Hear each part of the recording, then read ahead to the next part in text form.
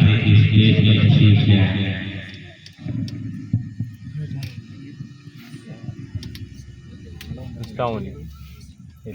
چلیے بسم اللہ الرحمن الرحیم،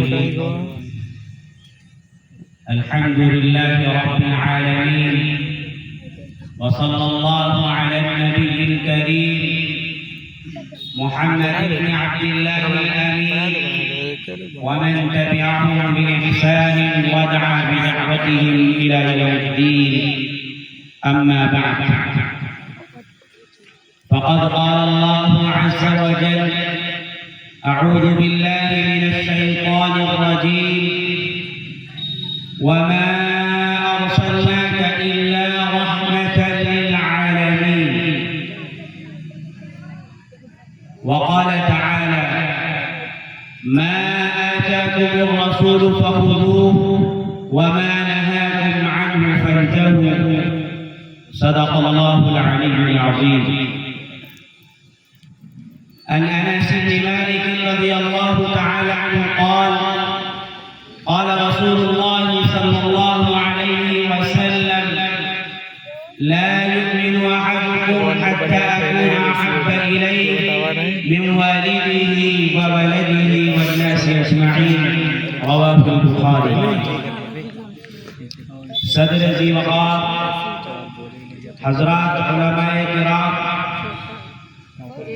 محترم معزز بزرگوں، عزیز ساتھیوں اور پردہ نشین ماؤں اور بہنوں، آج کا یہ ہمارا پروگرام جلسہ سیرت النبی صلی اللہ علیہ وسلم کے عنوان سے منعقد ہو رہا ہے۔ اللہ کے نبی صلی اللہ علیہ وسلم کی سیرت ایک بہت وسیع موضوع ہے جس کا احاطہ کرنا ناممکن ہے۔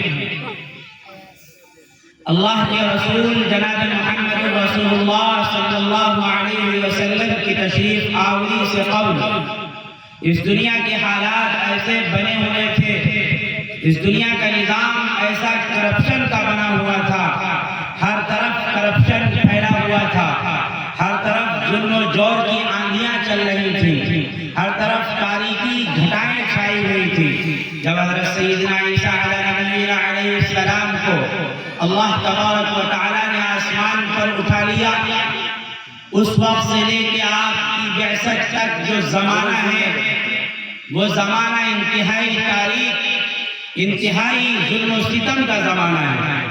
اس زمانے کی مثال ہم اور آپ یوں کہیں، وہ دور جو اس وقت تھا آج بالکل اسی طرح ہم نے اسی روش کو اختیار کر لیا۔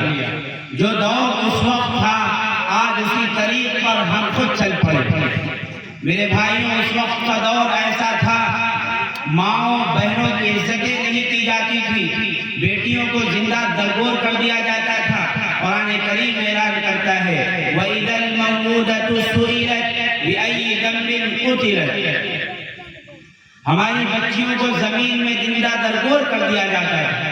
اگر لڑائی چھڑ جاتی تھی تو ایسی چھڑ جاتی تھی کہ بیٹے، ان کے پوتے، ان کی نسلوں میں وہ لڑائی باقی رہتی تھی۔ اور سو خزرج کی لڑائی تاریخ کے صفحات میں رقم ہے، اتنی انتہا تک پہنچ گئی، اتنی انتہا تک پہنچ گئی، آخر کار یہ ہوا، یہاں تک نوبت آ گئی، لوگوں کے گھر اجاڑے جانے لگے، لوگوں کی جو رشتہ داریاں تمام کی تمام اس میں آفت میں پھوٹ پڑ گئی۔ میرے بھائیوں، ایسے وقت میں، ایسے نازک ترین ماحول میں اللہ تبارک و تعالی نے اپنے حبیب جناب محمد رسول اللہ صلی اللہ علیہ وسلم کو مبعوث کیا اور اعلان کر دیا: وَمَا أَرْسَلْنَاكَ إِلَّا رَحْمَةً لِلْعَالَمِينَ، کہ ہم نے آپ کو تمام جہانوں کے لیے رحمت بنا کر مبعوث کیا، تمام جہاں کے لوگوں کے لیے رحمت بنا کر مبعوث کیا، صرف مومنوں کے لیے نہیں، صرف مسلمانوں کے لیے نہیں، صرف ہم اور آپ کے لیے نہیں، تمام دنیا میں بسنے والے انسان، وہ کسی مذہب سے تعلق رکھتے ہوں، وہ کسی ذات سے، کسی برادری سے، کسی قبیلے سے تعلق رکھتے ہوں، جناب نبی کریم علیہ السلام ان تمام کے لیے رحمت للعالمین بنا کر بھیجے گئے۔ آپ کو جب نبوت سے سرفراز کیا گیا کے اوپر ایک خشیت طاری ہو گئی، آپ کو اپنے اوپر ڈر لگنے لگا، اپنی جان کا خطرہ محسوس ہونے لگا۔ آپ حضرت خدیجہ رضی اللہ تعالیٰ عنہ کے پاس آتے ہیں اور کہتے ہیں کہ مجھے اپنے آپ پر ڈر محسوس ہو رہا ہے۔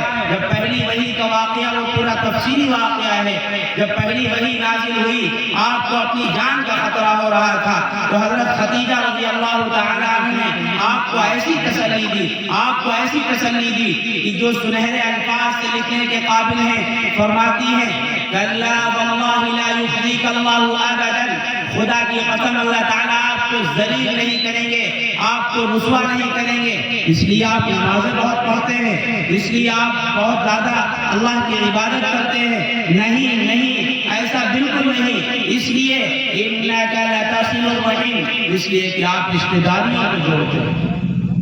آج ہم آپ رشتہ داریوں کو توڑنے میں لگے۔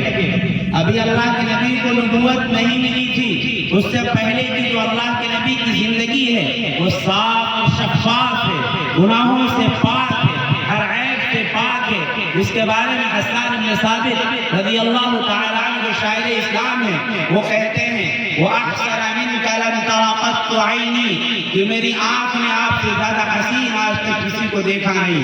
وَأَجْمَلَ مِنْكَ لَمْ تَلِدِ النِّسَاءُ، اور کیسے دیکھیں، یہاں تک آج تک کسی ماں نے ایسا خوبصورت بچہ جنا ہی نہیں۔ خُلِقْنَا مُبَرَّأً مِنْ كُلِّ عَيْبٍ، اللہ تبارک و تعالیٰ کی طرف سے آپ کو پیدا کیا گیا تمام عیب سے پاک، تمام گندگی سے پاک، تمام آلودگی سے پاک، آپ کو منزہ پیدا کیا گیا۔